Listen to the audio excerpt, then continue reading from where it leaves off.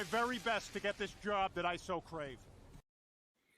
Hello, everybody. Welcome back to another episode of Fanzone Debate. We got another debut match for you here in our little title picture of debut people all coming in, all people that have, like I've said in the other matches, have been banging down my door to get here. They've just been like, Tim, when will I debate? I need to debate. I must debate. And it's just been crazy. Well, they're finally here. And we got another good one for you. We think it'll be a good one. We don't know. They're debuting. We don't fucking know. So we got Tyler Burch and Alex Martinez debuting for you. And Brian, I believe out of order, this is the fourth of these that we've shot. I believe it's only the second to air, but I believe you've been at all four of these debut matches. I believe so, yeah. You've seen the whole cream of the crop. What do you think about Tyler and Alex debuting now? Well, like you said, I think there are two more guys that, banging down the door, asking when they're going to debate, and then you get them here, and they're like, did I sign up for this? But yes, you did. You're here. You're going to do it whether you like it or not, damn it. No, these are both, I have a whole lot of experience with these guys. I think I've been like in rooms with them on certain, like, whether it be, group trivia matches or just panels or something. And they seem like really nice guys, but I'll have to see how they can debate. Yeah. And Cody, I think you have had some more experience seeing Tyler and Alex in the trivia sections over in Fandom, watching matches and stuff like that. And now, how do you think that's going to translate over to debate? Do you think they're going to impress us today? What do you think? I was just told that I get another shot at Kirk if I show up to this, so wins my match. No. Tell me something that hasn't eaten away every day since. But I was once a person that debated in this league and had was happy and excited to play, and then that will be lost at some point. Both of you will lose that at some point, and you'll hate yourselves, and you'll think of Blade Runner at night. Listen, I think both of these players are going to be very interesting in how they debate. I've seen how they answer questions, and that's normally correct in Fandom. But we're adding Warzone into this. We're adding general, and there's no correct answer in debate. So we'll see how it goes. I think the butterflies will be out in the first few questions, but I think this is actually a good setup for a really good match. We'll see how it goes. Yeah. All right. So let's bring in the players, starting with Tyler. Tyler, welcome to the show. You joined this community as Nick Twohig's doppelganger, but now you are here in debate. Will you be a doppelganger of his success in debate? I mean, maybe. You never know. I'm just living the Nick Twohig dream right now. We're just going to see where it takes me. Sounds good to me, man. Sadness. Let's bring in Alex. Alex, welcome. You are now here. I hear that being part of the Kingsmen is basically just one long debate for years on end. Two questions. One, is that accurate? And two, why is that accurate? I think it's very telling that within 2 months of joining the Kingsmen, we had started a Best Picture podcast. Oh. Everything is competitive. We recently watched It's a Wonderful Life, and Boatman showed up 30 minutes in, and then for the next 40 minutes, I couldn't hear the movie because he was like, "This is the movie that should have won XXYZ." So it's a little intense, I'll be honest. That's fair. And now you guys are going to debate each other, and it's going to be hopefully very entertaining. So, guys, here's how the show is going to work. They drafted some categories, and some questions were given to them based on those categories. And now they are going to debate those questions today before our very souls. At the end of those questions, after a 1-minute opening, a 5-minute free form, and a 1-minute closing, Brian, Cody, and I will write on our handy-dandy boards who we think won that question. If you get 2 out of 3 votes, you win a point. Congratulations. And the first person to 3 points will be the winner. If we are tied out of all 4 prep questions, we will go to a bonus question, a speed round, if you will, to decide the winner. So, Alex and Tyler, do you guys have any questions as we get into the match? Yes. Can I legally yield my time, or do we just have to sit here? No, you can if you want to give up your time. Cool. You can do that. Yep. Thank you. Okay. All right. Well, then we will get into it.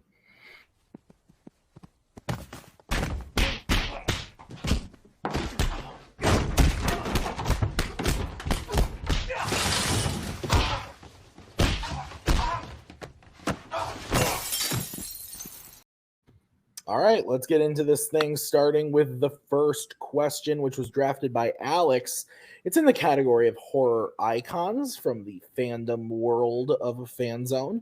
And the question is, what is the worst character in a Halloween film?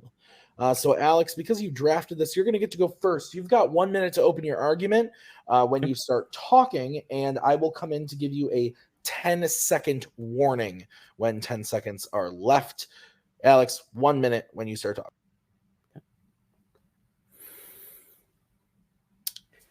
The category of fandom horror icons is filled with lots of things that we have to accept, and we should. It's a fairly weird category, but there's some things that we can work out. There are camp counselors that go every single year to a camp where it's called Camp Blood.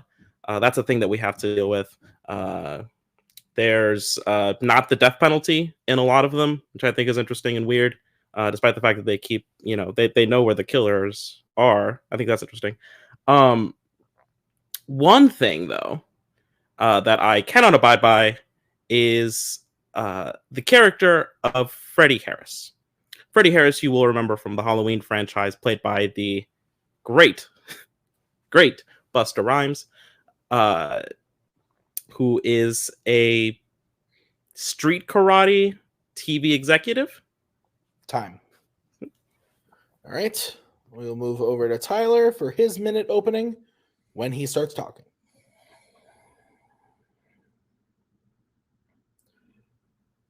When I think of the Halloween franchise, I have a lot of really fond memories.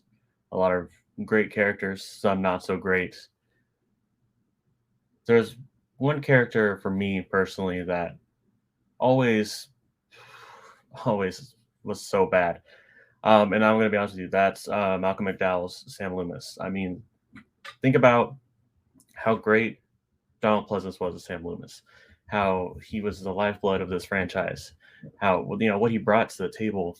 And then just imagine as Rob Zombie saying, you know what, we're going to scrap all that, and we're just going to say he's greedy and a jerk and really not likable at all. Let's just kind of turn our back on everything, which, was happening a lot in those movies. But for me, there's a lot of really one-dimensional characters, but for me, seeing them taint the legacy of such a special character is what's always going to make him the worst character. Time. Okay. Freddy versus Sam Loomis. You guys have a 5-minute freeform. When I will be giving you a 1-minute warning on screen. I won't be coming in, but you will see a banner like this below to give you a 1-minute warning, and then I will come in like I did before for a 10-second warning. So 5-minute freeform. Please don't talk over each other. Be respectful, even back and forth. If you are talking too much, I will come and beat you with a stick. So have a good time. Sounds dangerous. Hi, Tyler. Hey. So Sam Loomis, the Rob Zombie. I think choosing a character from Rob Zombie's Halloween is actually quite an interesting thing, because you picked the only character that is functionally a human, that could exist outside of Rob Zombie's Halloween. Greedy, grubby people generally do exist in the real world. I think Sam Loomis is actually one of the most realistic characters, unlike Freddie Harris, who I think is a cartoon character in a otherwise comedic but not Looney Tunes kind of a movie.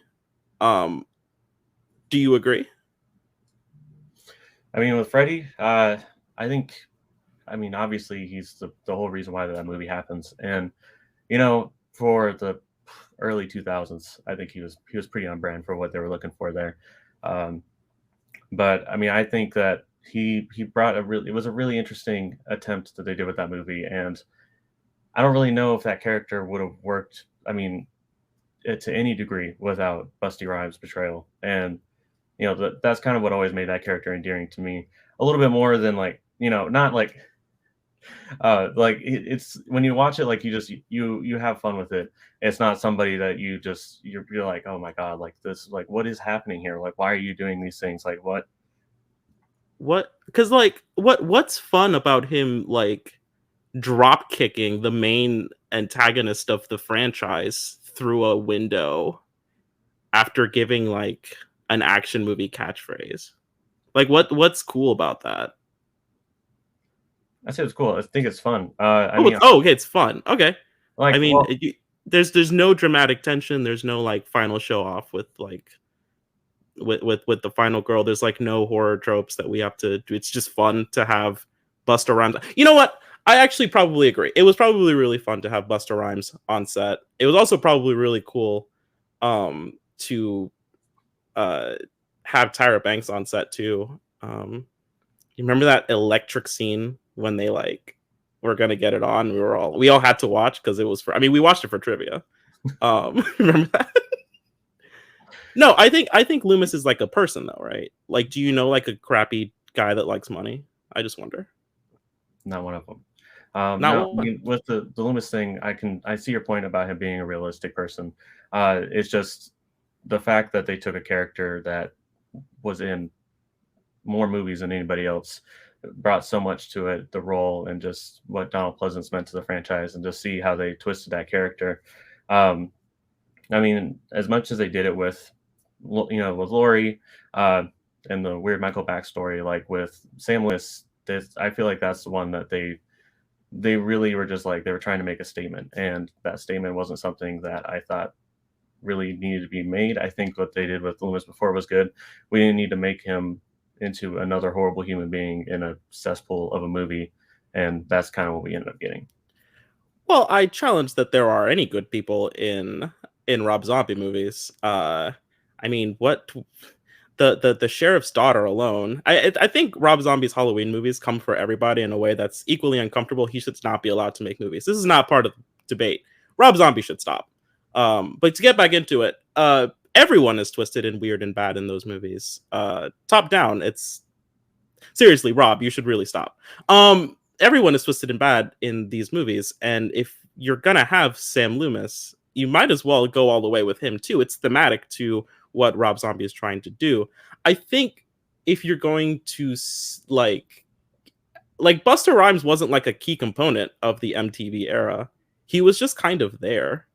And he is like one of the worst crossover rappers. Like, why couldn't he be like Common? Common just shows up and is like in a movie. Now You See Me? Wait, was he in Now You See Me 1 or 2? It doesn't matter. The point is, there are lots of rappers that just show up and are fine in movies. And they collect their paycheck. But this one, he shows up. He has no charm. He has no acting ability. He acts like Kanye West. And that's the most damning statement that I have for acting ability. We really went after him on that one. I really hope so. Yeah. No, I mean, it's just, I think the reason why we're so different on Freddy isn't because of, it's mainly because of the way I think we see the movie. Like, it's, for me, like Halloween Resurrection has always been more of a horror comedy than just like a straight horror. Time. All right. Tyler, you're going to get to go first on this one to close. You have 1 minute to close your argument when you start talking. Okay. Yeah, just to recap, I mean, for me, like, for Halloween, as much as you think about Laurie Strode, you think about Samuel Loomis. And Donald Pleasance brought something to the franchise, something that made it last as long. I mean, as far as like Michael and Laurie is important, I think that Samuel Loomis is probably the most important character for keeping that franchise going, especially through a lot of the very questionable sequels. So seeing what they did with Malcolm McDowell, where he was just a horrible human being, and he really just didn't care about anybody. He didn't care about saving Lori. He didn't care about Michael. He just cared about money. It just really tainted the character for me. And then he didn't even get we didn't even touch on like the fact that he didn't really get a noble end. He just was like, I'm going to go save someone, and then he just gets killed. It's really disappointing. What's that? But yeah. So for me, like that's probably the worst character. It's worse to taint a legacy than to be one-dimensional. Okay. We'll go over to Alex, who has 1 minute to close his argument when he starts talking. In closing, there are things that are inherent to films and their franchises. If you want to lighten up Halloween, you know what? Live your life. But you don't need to absolutely own your main villain throughout by having street karate TV executive Busta Rhymes dropkick him through a window. If you want to have like a thematic continuity, you could say corrupt all of your characters, like Rob Zombie did. I hate to give him compliments. In his Rob Zombie's Halloween 1 and 2, which are legit awful films. And I yield. Okay. So we will bring in the judges.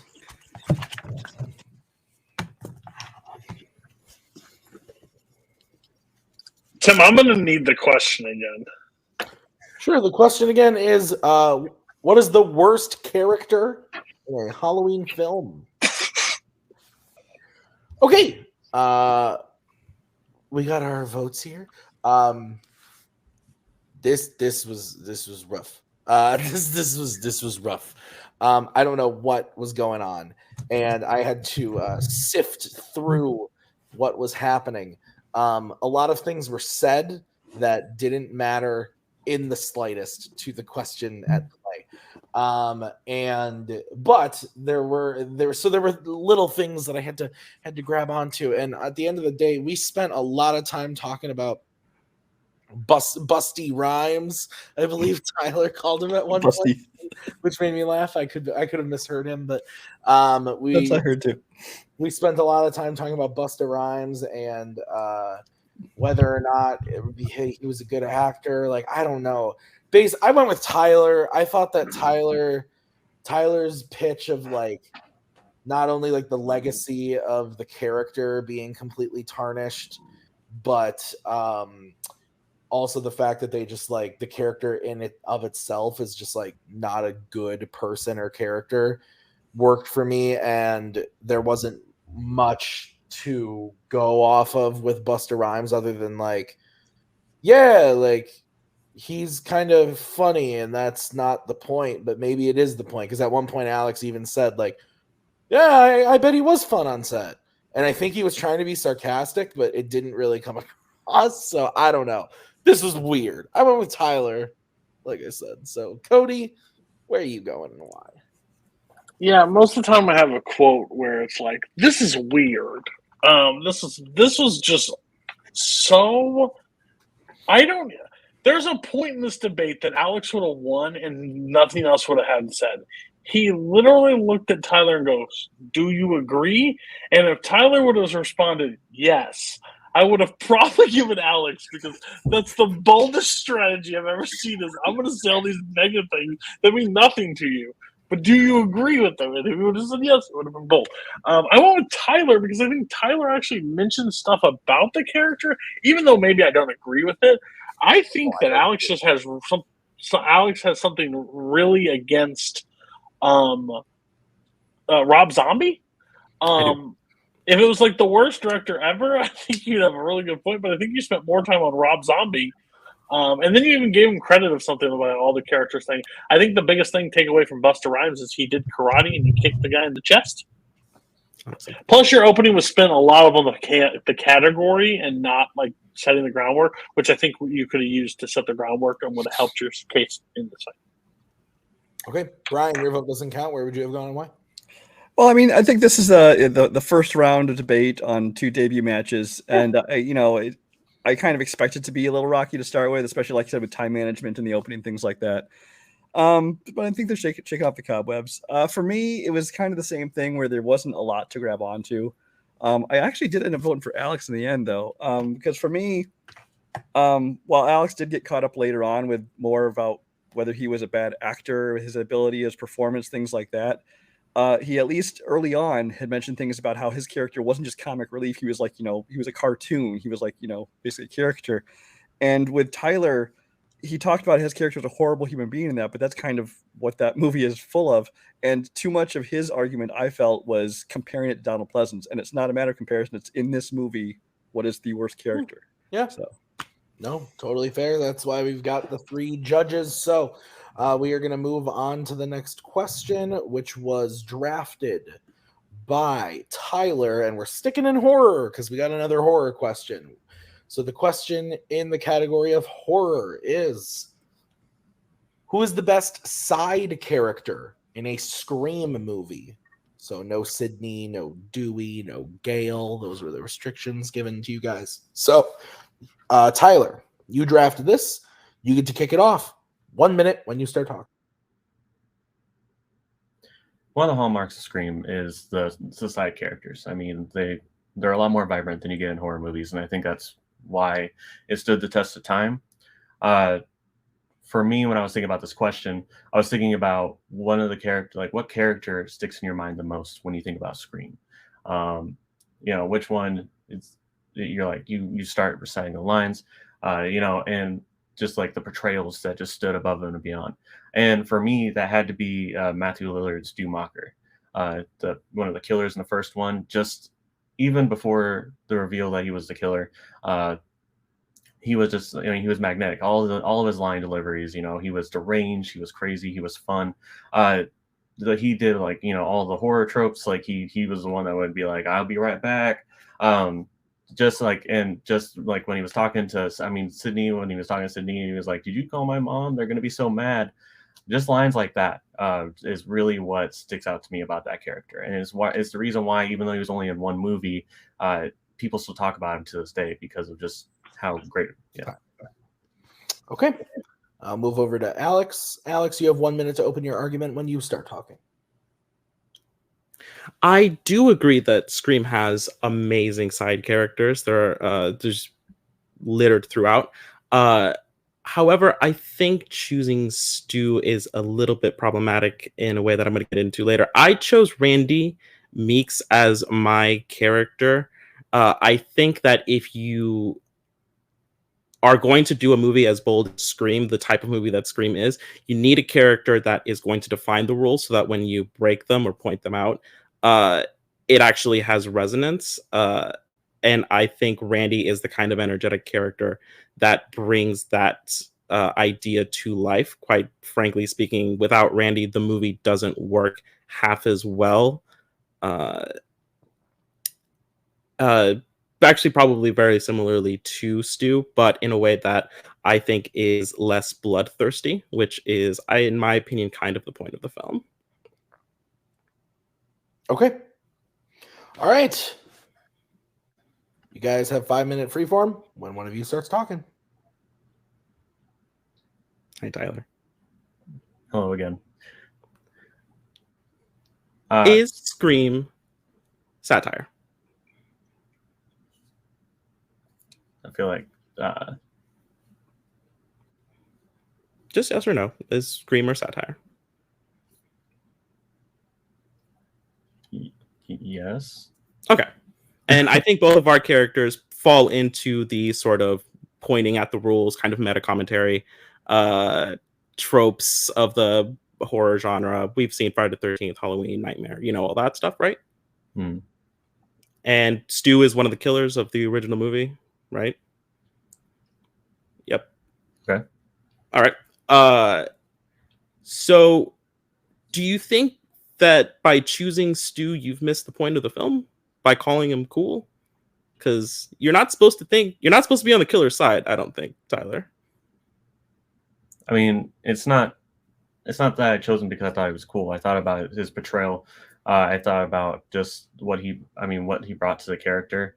There's the lines that he delivers. I mean, those are lines that people, to this day, they will say whenever they talk about the movie being some of their favorites. He's definitely, he's a more interesting character the more you think about him too, which I thought was really interesting, because at first you just think, okay, he's just someone that tagged along because he wanted to kill people, and then you start to kind of think about, like, I don't know, for me, like, I always think about people's motivations behind why they're doing what they're doing, and it's interesting, and like he kind of pokes fun at that, like when they talked about like when they ask you why you did it, Stu, what are you going to say, and he said peer pressure. I thought that was really interesting because you think about, like, what what did go behind on those conversations, not that we know, and not that it was like, and it's just something that, like, I always think about. I always think about their motivations and kind of what drives people. Why is it interesting to want to kill people? I'm just asking because I think it's more reasonable to find catharsis in, like, watching it on screen, playing it out, going, thank God that's not me. This is what I would do in that situation. How would I react? How would people around me react? Introducing people to your love of the thing that's going on screen. Maybe they're freaked out a little bit. But I think going straight to, I'm going to do it, I'm going to do that up there, I think it's a little bit, I think, terse to say anything about it. I feel like you're trying to jokerify me here. No, not at all. I'm just trying to like figure out, like, why Stu resonates when a perfectly acceptable character like Randy is just sitting there, who has the grace, gall, and wit to say something along the lines of, thanking God that he was still a virgin so he could make it through this movie, when peer pressure is the reason I started killing, is the plot of like a million bad movies. I mean, but both of those lines kind of follow the same thought, where they talk about where they're kind of satirizing the different tropes.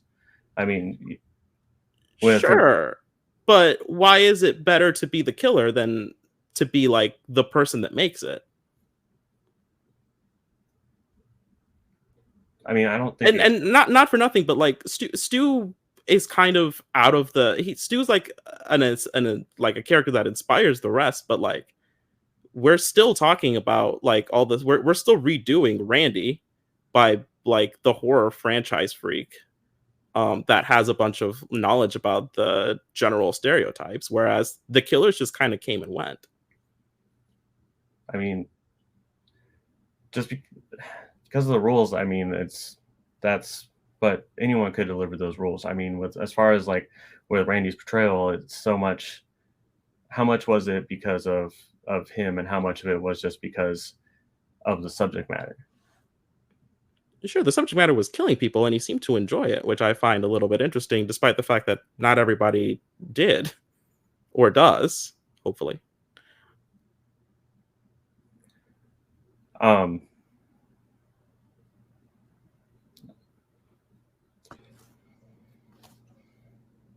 Yeah, I just find Randy to be a more palatable character, one that is less bloodthirsty. Time. Okay. Alex, you're going to get to close first. You have 1 minute to close when you start talking. The very nature of Scream is meta in a way that you're supposed to notice. It points a finger at it. And I think by siding with the killer, saying that this is the best side character, is short-sighted in a way that was not intended by its original author, who, I mean, would find that a bit unfortunate, even if he thought the killer was a neat idea. Whereas the characters that survive and then, are around in future sequels, and the idea of those characters are around in sequels, probably deserve a bit more attention for establishing what it is that the rules are in a way that is palatable and then exploitable just from a cinematic and storytelling perspective. Randy is by far the better character. Time. Right. All right. Tyler, you get 1 minute to close your argument when you start talking. Yeah, what I was trying to say about Stu isn't that I'm glorifying him as a killer or anything like that. For me, it was just he's one of the most charismatic characters in it's not glorifying him or anything like that. It's just his line delivery, everything that Matthew Lillard brought to the role really just was what really stuck in people's minds. I mean, it's why I made that character so iconic, because it could have very easily have been this 2-bit, assistant killer who's just along for the ride, which is kind of what the peer pressure line was supposed to kind of lead to, is kind of give that impression. As far as, like with Randy, I know we didn't get a chance to talk to him too much, but with his character, he plays a role. But honestly, I'm not sure how many people. I'm not sure how many people really resonate with him more than just the idea of him, just as a character. Time. All right.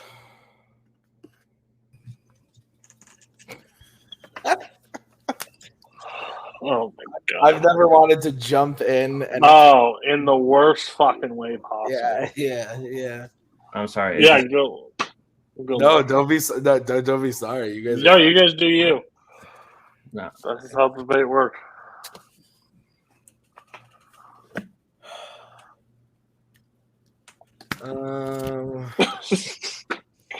No, Well, believe me, Brian, I was in the same boat, but I just can't find enough evidence on the other side. All right. Can I go first? No. I don't even know what to do here. Well, you're going first, Brian. So. Yeah, I know. Okay, I guess. Go ahead. Is Cody ready? Yeah, my board's down, but it's there. All right. I think that you both had much better openings. Started out strong. I think everybody stayed focused on the question. There wasn't a whole lot of stuff that was like, you weren't bringing in performances. You were talking about characters. So that's the pluses. The problem is there was not a lot to grab onto because the entire middle section of debate was like, I don't know what that was. I think that Alex kind of latched on to Cody's thing about asking the question, like, do you agree? Because his entire debate was asking Tyler questions, which Tyler largely didn't talk much in that second section, which is the only reason I gave it to Alex, because I didn't hear a whole lot from Tyler through the whole middle section. Yeah, I agree. I went with Alex, not because of anything Alex did, but purely based on what Tyler didn't do. I think Tyler got frazzled because Alex pinned him up against a wall with bullshit. And if Tyler had literally just said, fuck you, I'm not playing that game, and talked about his character and why Randy sucks, I would have voted for Tyler because I thought Alex's shit was bullshit. I like to point out that Alex said at one point that his character was perfectly acceptable. He literally tried to convince the panel that if your villain in a film kills someone and you like that character, you should be in jail. So Alex, Whoa! You can't like Darth Vader then, because you literally said at one point, no Darth Vader shirts. You literally were like, yeah, you sympathize with someone who kills someone. That makes you weird. Empathize. Excuse me, it's my turn to talk. Sorry. Apologies. So, I just thought it was fucking weird. But I will say that I like both of these characters, and I thought that they were good. They were the two correct choices. And I agree with Brian that the openings were very strong on both sides. And I actually thought Tyler's closing was very strong. I just, again, think he got frazzled in the middle. And that it happens to the best of us. So Alex does win the point, but Cody, you're going to give us your vote as well. Okay. So I want this to be a direct go back to and watch this on how to debate and how to handle things. One, the only question you have to answer on call is a question presented by the panel, and answer the question on the table. If a player gives you a question, you don't have to answer it. You don't even have to acknowledge it. You can move on and debate your own time. The thing is, I am on the record that Matthew Lillard should have won an Oscar for this performance. I think he's absolutely incredible in this role. He is by far the best side character, in my opinion, and it's not even close. And just because you sided with he basically put, the thing was, the reason I voted for Alex, the only reason I voted for Alex is because he basically put Tyler and made Tyler feel like a terrible fucking person for picking Stu because he kills people in a Scream movie when we just literally talked about we picked in the thing of horror. Yes, he should have sliced everybody up, and that would have been great. I root for Freddy, Michael, Jason, every person that slices everyone's head off. Jack Torrance, favorite character in that movie. So this is no moral high ground. You did fine. You just were frazzled, and you got put in the corner. But yeah, Alex just talked, so it won because Tyler couldn't talk back. So. All right, so we're gonna move on to the next question. You guys reset. Refuel yourselves. You're all good to go. We're moving on to the next one, and we're tied 1-1 because that's how this works. So we're gonna move on to the next one, which was drafted by Alex. This was in the category of Oscars, and the question is: what film nominated for Best Picture in the 2020s deserves a sequel? So Alex, you get to start this one. You have 1 minute when you start talking.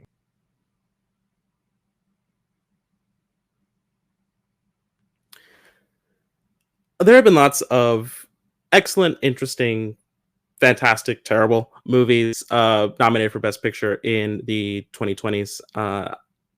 And probably more than a few of them deserve a sequel. I personally would say that one of my favorites of this past class was Belfast, a movie that was incredibly sweet, personal, charming, interesting, as well as heartbreaking in points. And it is, while it is a complete story, but I think there is room for more exploration of these characters, taking them in and out of situations, locations, in a way that I think Tyler's pick of Dune, while Dune can continue, I think it is in a way that is unfortunate the way it was structured. Okay. All right. We're going to move over to Tyler. Tyler, you have 1 minute to open your argument when you start talking. Well, cat's out of the bag. I chose Dune. So that was a little bit tidbit there. For me, when it comes to the Oscars, and Alex even stated in his opening, so many of them are complete stories. They got a beginning, they have an end. That's it. For me, for obviously Dune, you always think there's going to be a sequel anyway because it's a great book series that has multiple sequels. But also, the world that they created, it felt like in the first one, you learn so much about it, and so much happens, and you already get the feeling that this is just the beginning. When at the end, when they're like, this is Dune Part 1, it was like, well, yeah, of course it is. Like, we're going to keep this going. Even though there hadn't been any talk before about it, they didn't specifically name it Dune Part 1. Like, you just felt like we're just getting started on this adventure. Like, this is just Part 1, Step 1. We're going to keep on going. We're going to keep cruising. Time. All right. Dune versus Belfast. You guys have 5 minutes when one of you starts talking.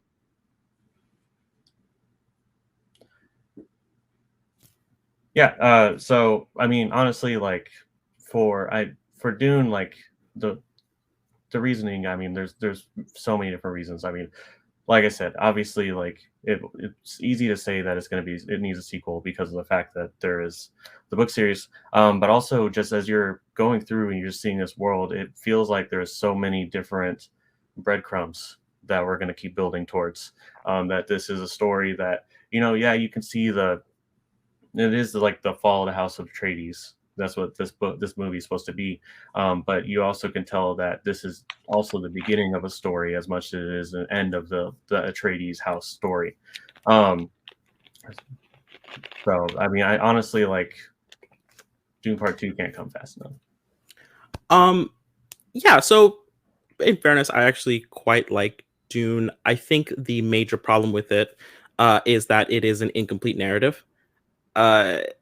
it is functionally about a third or about a half of the first Dune novel. They did this whole movie, no immediate plans to do a sequel, and they said, well, I hope we get to make it, knowing that people would cry out for it if they didn't happen off the back of things like the Snyder Cut. I think, though, that's a bit of a problem when you've got actual complete narratives with actual places that can go that are not obvious.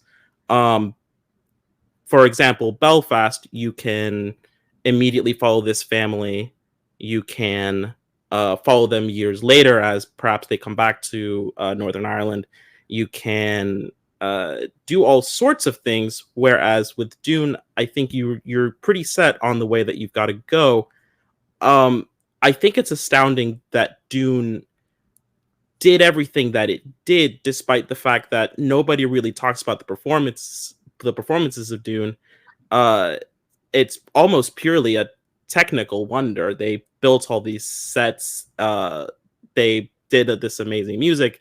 They did all this stuff, and yet we're not really crying out for Timothée Chalamet. We're not really crying out for an Oscar for Rebecca Ferguson. We're not really crying out for anything for Zendaya. It is a badly marketed film. They'd implied that Zendaya was in it a lot more. And it's also... Sorry, go ahead. Oh, I mean, but the fact that Zendaya being in the marketing and what drew people in, the fact that she's going to be a big part of the sequel, I think is also going to lead to why people want to come back to the story. It's part of why I talked about the breadcrumbs, because it's... And I disagree with you about the performances. I think that a lot of the performances are really dynamic. Oscar Isaac did a great job. Timothée Chalamet, that character, you can see how that character starts to grow and where his journey is going to go. And I'm all in on learning more about Paul and how he connects to, the larger world that they're building around him. But I think with the marketing and everything, like, that's because it was obviously a bait and switch. So I don't really know if the marketing is really a big part of this. But the fact that the things that people focused on that they wanted to see, they now get to see more of in the sequel, is why people are clamoring for that sequel. I would challenge that Timothée Chalamet is great in Dune. I would pass that Oscar Isaac is good in Dune. I would just say that Oscar Isaac's not coming back for Dune. I'm unclear as to the capacity of Rebecca Ferguson in the sequel to Dune. I imagine Paul Atreides will be the main focus of Dune. The problem with that is that you already know. They've told you what the plot of Dune is going to be, as opposed to Belfast, which you're going to walk in with an entirely new story, either set in a new country, or you can come back to the same country years later. Have you ever come back to countries, like, have you ever come back to your neighborhood after even just 2 years away? It's drastically different. There's all sorts of potential for a Belfast sequel. Well, and I mean, but isn't that movie a personal journey for Kenneth Branagh? Isn't that about his own personal journey going through that experience? So wouldn't that mean that, and in the same way that the sequel for Dune goes places that we're expecting it to go, his personal journey is going to certain places? No, I imagine that Kenneth Branagh has like a few stories that he could tell from his life. I'm sure that if he moved to England in the 1970s, England in the 1970s sucked. And just to close here, it's like there's still more stories for Kenneth Branagh to tell about his own personal life. Time. Okay, Tyler, we're gonna go to you. You get to close this one first. You have 1 minute when you start talking. One thing that I thought about with the Oscars question, and it's something that Alex kind of brought up during it, is that it's a technical marvel, actors, blah, blah, blah. We don't get to really determine what makes it Oscar worthy. That's not really the point here. The point here is to talk about which one deserves a sequel. And Dune's story is just getting started. Yes, I feel like I could have sat down and watched Dune. I would have enjoyed it to beginning to end, and I would have wanted more, and that's kind of the point. If you want a sequel, you want it more after you're done watching the movie. But I mean, I think I would have been okay with it just ending like that.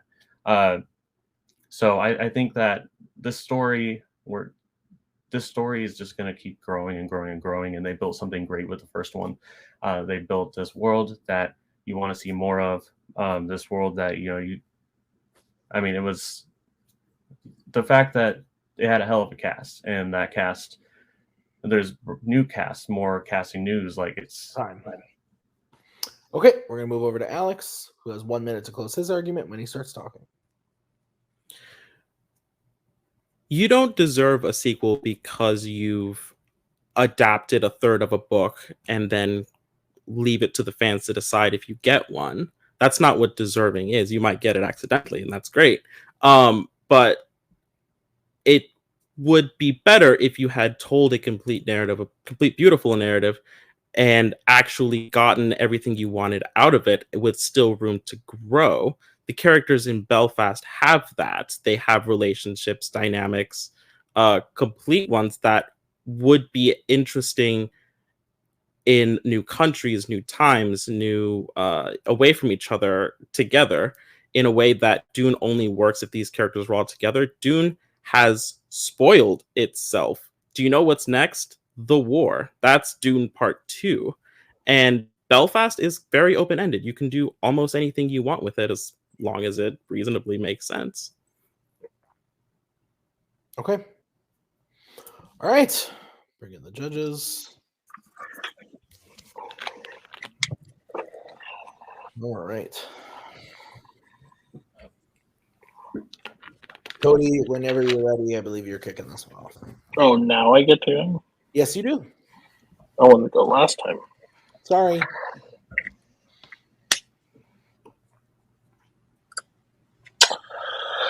So I'm going to be honest with you. Start of this conversation, I really thought this was not what the question was. I thought this was like where they were battling. I'm like, like performance and stuff like that. I get all that. I think Alex did a really good job of trying to discredit Dune and say all these things about Dune and leave it up to the audience. And I think his closing kind of helped. You know what's coming next? The war. Well, I mean, some people would want to see a war. Some people want to see a conclusion. I understand the Belfast argument that there's more story to be told from where Kenneth Branagh goes. I just think the more you tried to shoot down Dune, the stronger Dune got, and kind of did Tyler's work for him. So I went Tyler.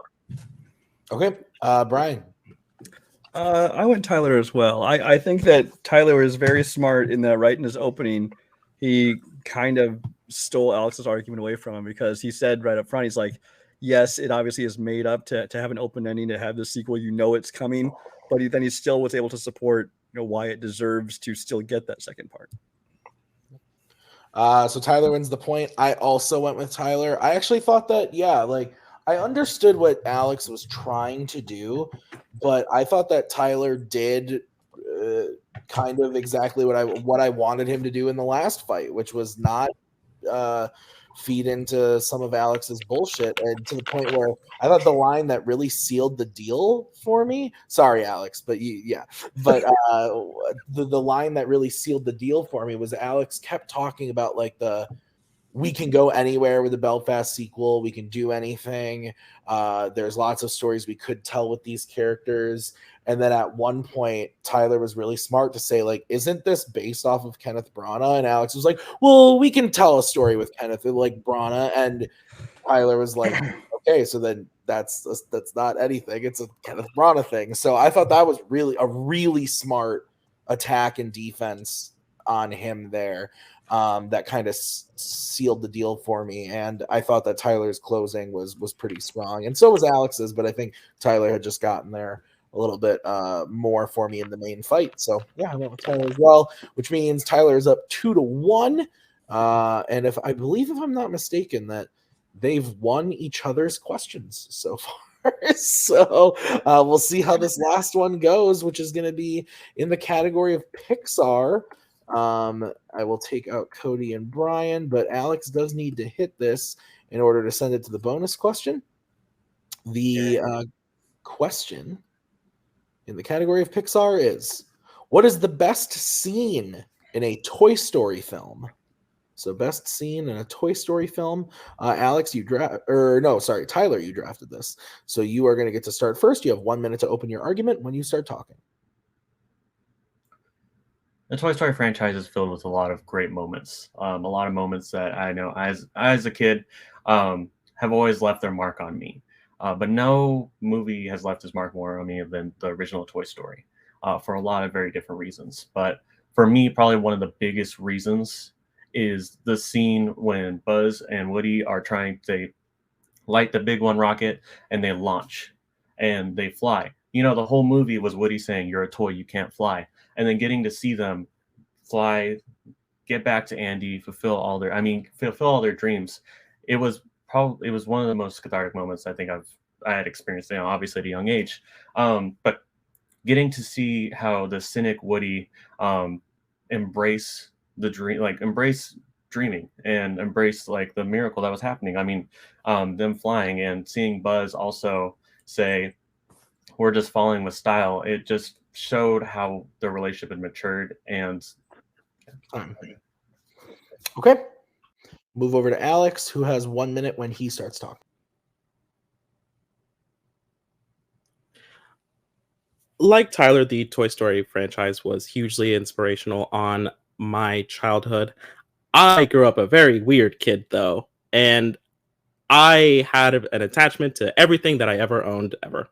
And while the Toy Story franchise is centered on the active walking toys, I always had a very personal connection to Andy, and the idea of Andy being very sentimental, the idea of Andy being this incredibly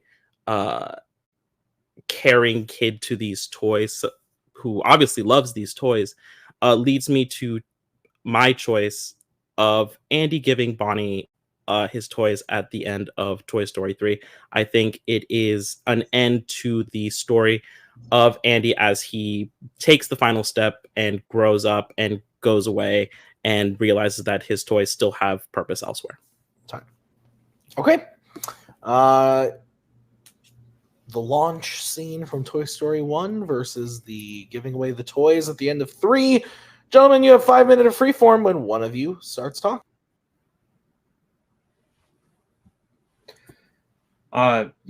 So end of Toy Story 3. I mean, we all know what happens. I'm sure you all remember where you were in the movie theater. I don't know why I said it like that. Anyway, we're gonna move past that. But the reason why I think the ending of 3 is so powerful is because of the moments that lead up to it.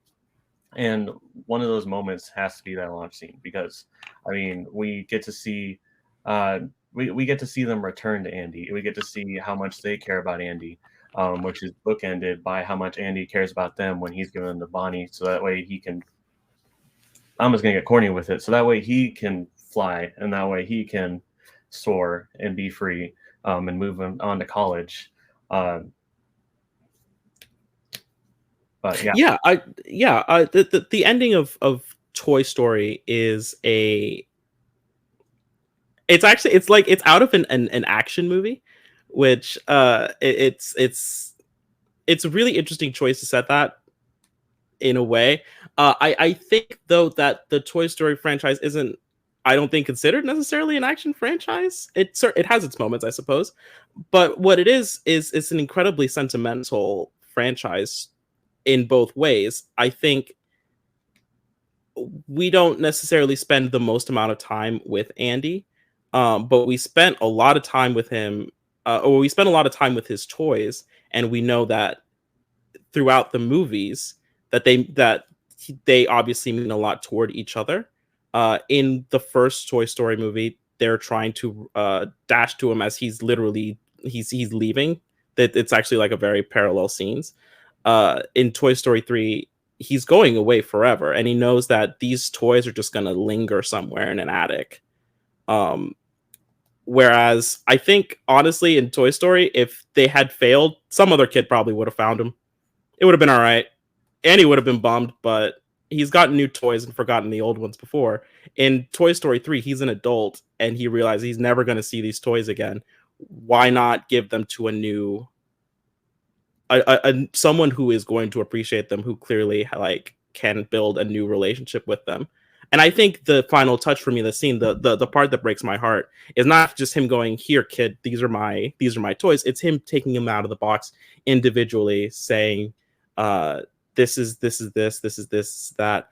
This is what this is how I played with them."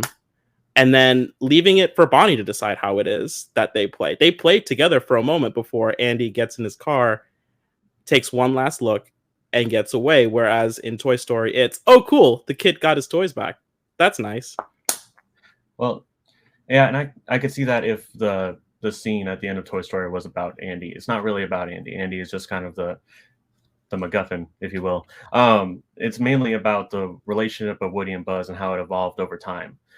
Seeing how, so many different scenes that set these, I used it earlier, but I'm going to say it again, breadcrumbs of this moment, Woody constantly telling him that he's a toy, Buzz saying that he's not, Buzz seeing that toy commercial and realizing that he is a toy, and that whole existential crisis, him trying to fly and it not working and him losing his arm. Everything that this movie was about building that relationship, and we get to see that relationship. We get to see this relationship pay off, and we also get to see how when they work together they can make magic happen. Because if it wasn't for all the different circumstances that that brought them together, then neither of them would have been with Andy. They would have failed on their own. But the reason why they that they were successful was because they were together. Right. And I think that is a wonderful encapsulation for one film, whereas I think Andy giving Bonnie all of his toys is a wonderful encapsulation of 3 films, and up until this point, Andy's entire life, which is, if it's about the toys, but it's not just about the toys. It's about the toys' relationship with Andy, and Andy has a voice with which to say, I'm no longer in a place where I'm going to be able to have you and be important in my life. You get to still be important in someone else's life. The transfer, I think, is as important as still being there for Andy. The transfer of being away from Andy is still as important or more important than being with Andy, in my opinion. It has more weight, certainly, because it's the last of 3, or it at the time was the last of 3 and the last in Andy's story. Okay. So we're going to start with Alex for the closings. Alex, you have 1 minute when you start talking.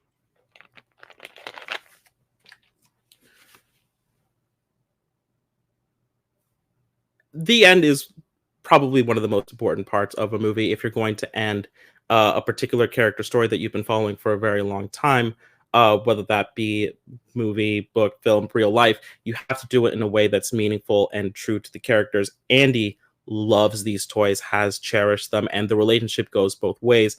Andy understands that he's not going to be in a place to play with these toys and admire these toys and love these toys in a way that is the way that they deserve, but he does know someone that could. And in making the ultimate sacrifice, leaving behind really his childhood as he goes off to be an adult, honoring the relationship, honoring the purpose of a toy, which is to be played with, to be enjoyed, to be loved by a child. I think sacrifice, pain, joy, love, emotion, it's all there in the ending of Toy Story 3 when Andy gives Bonnie his toys. Okay. We're going to move over to Tyler, who has 1 minute when he starts talking. The ending of a trilogy feeds off the movies that came before it. Yes, to the ending of 3, you felt a lot of things, but that was mainly because of what came before. The evolution of Woody and Buzz as time went on. Honestly, Andy, as much as they loved Andy, very rarely did we see Andy return that love. And so Andy's like, even though I was the same age as Andy, I never really thought of myself as him. But watching these toys and how they grow and how they became, they had emotions and dealings with, complex things like not being the favorite, a lot of things that we go through when we're growing up. Getting to see that moment where when they work together, see when they fly. I still remember seeing commercials where they would show all the Disney greatest hits from the 90s, and that scene was there. Because it was just, to steal the line from Superman, you could believe that toys could fly because of that scene. And That's why it stuck with me. Time. Okay. We will bring in El Judgeritos. You don't like that one? Not a real fan, but can I go first on this one? No. Can I? Has Nick ever told you you're such a hard ass? He should. No, you have, I think. Tell you what, Cody, we'll let you go first on the next one if it gets to it. I don't think that's true either, because I think you go. Oh, Brian would go. Oh, I will too. Okay, you don't get to go first anymore. Um, Hold on, I'm not ready. yeah, I'm not ready either. I'm still thinking. This was the best one by far. So, I think it's the one we care the most about. that's fair.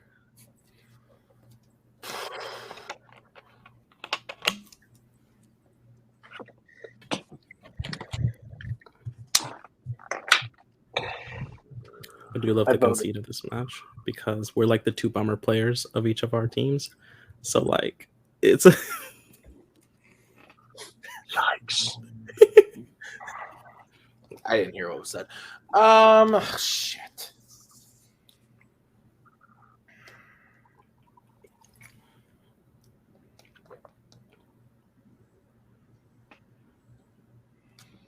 Okay. I'm already ready, just to let you know. All right. I don't feel good about this. This was tough. This was really good. I thought that both of the players did a really good job at explaining why their scenes were good. But honestly, as good as I thought they both did, we spent a lot of time on why it was emotionally effective for them. Why it hit for them. The question was, what is the best scene in the series? And not necessarily, like what is the most emotional or impactful. It was best scene. And so as much as I thought that both of them did a really good job of like explaining why their scenes were emotional or impactful or whatever, it wasn't really the question. And so it was tough. Ultimately, I did go with Mr. Tyler Burch because I thought Tyler's closing was really strong, where he basically said that, like, yes, the end of 3 is emotional and impactful, but you don't get there without the character building moments. And while it is a big moment for Andy, you don't necessarily see a lot of Andy. I disagreed with what he said, but I didn't let this impact my decision. But I disagreed with what Tyler said about Andy not returning the love. I saw Alex freak out backstage. I agree with you on that, Alex. That was some bullshit, Tyler. But that's a personal opinion. But yeah, I just thought that Tyler, at the end of the day, was able to give me like concrete reasons from his movie of like, they said this line and then it calls back to it here. It makes this the best scene in this movie. The whole movie builds up to it and it hits. Whereas 3, yes, it's emotional, but there's a lot of build up work to get there. This was really tough. I could have gone either way, but I had to pick and I went with Tyler. Cody, where are you going? Oh, I forget to go. I agree with Tyler. I don't think that Andy does show enough love throughout the series. Yes, I think he's kind of an ass, if we're being honest. Wow. Like, I mean, he's young, he does all the stuff, but I think like overall, like the characters are the characters that depend on each other. Overall, the whole situation, I think these are 2 really good choices from them. I had no problem with that. I think it was a turning point in the fight for me is when Alex tried to pin this all on Andy and what Andy felt during the entire exchange, because that's who he leaned towards and said that Andy was, the most sentimental character. And that's basically where Tyler threw off and goes, I'm more with the characters in this one and who I was attached with and the flying and them coming together. So I actually went with Tyler as well. All right. And Brian, where did you vote? I actually went with Alex again on this one. First of all, I do think that Andy, the reason you don't see him show much love towards the toys is because most of the movie is what the toys do when humans aren't around. So it's kind of the point. If you told the story from Andy's point of view, you'd see how much he loved him. But that aside, Toys land on the fucking floor. No, I'm just kidding. I just think that I think that Alex had a really strong case when he says, this is at the heart a sentimental franchise, and I think that his scene kind of was the culmination of the series and everything that led to that point. And again, as he said, up to that point, because yes, they made that fourth superfluous one that I don't really care for, but up to that point, it had been the journey of the toys and the journey of Andy, and I think he made a good point of how you not only see how the toys and Andy are, both saying goodbye, but at the same time, Andy, takes that time to play with the toys with Bonnie. It's kind of passing them on to her. And so I just really like his argument on that. All right. Well, this does mean that your winner, Tyler Burch. So we are going to start by talking to Alex. Alex, you did really good tonight. We had some hiccups. I said that you threw some bullshit. I stand by, but that does not mean that I think you are bullshit. I think you did really well for a debut match. So how are you feeling, sir, about the match? I feel fine. If I have to chat up some bullshit for a franchise that I'm not necessarily the biggest fan of or have seen every installment of, then I absolutely will. I thought that Tyler was going to get frazzled during one argument. If I had to get him frazzled during one argument, then it was going to be that one. Sorry, Tyler. That sounds mean. I really apologize about that. I realized that I'm like a hair away from being kicked off of Multiplex at any given time, so I wanted to try and make this as painless as possible, which hopefully we did that. About an hour, still on it, so yeah, be all right. I just wanted to come on and chat some movies. Yeah, that's all we ever want. Alex, who do you want to play next to try to maybe get the first win? Yeah, anybody. It's somebody bad. Just give me somebody bad, and then maybe I can win that. There's quite a few of those, so we can see what we can do. Alex, great job for your debut. We will see you again next season. But thank you for being here tonight, sir. As we move over to Mr. Burch, Tyler, welcome back. You won your first match. How are you feeling? Surprised, mostly. Everything was working against me. You gave me Alex, who loves to talk all kinds of shit and just go and very argumentative all the time, which is very not me.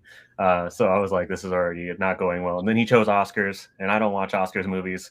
And so I'm like, I don't know. And then he chose Toy Story 3's ending, and I was like, well, that's over. And so it was just a whirlwind of emotions of like, this is it, man. This is it. Like, get 1 point, you're out. Here we go. Yeah. That's fair. Tyler, this does mean that you're moving on.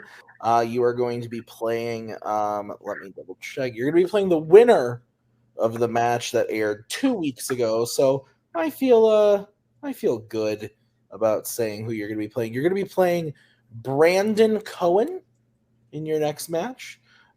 He played Will Cohen and won that match. How are you feeling about that? I'm feeling good. I actually played Will Cohen in the movie Battlegrounds over on TMG Trivia, and he was really good.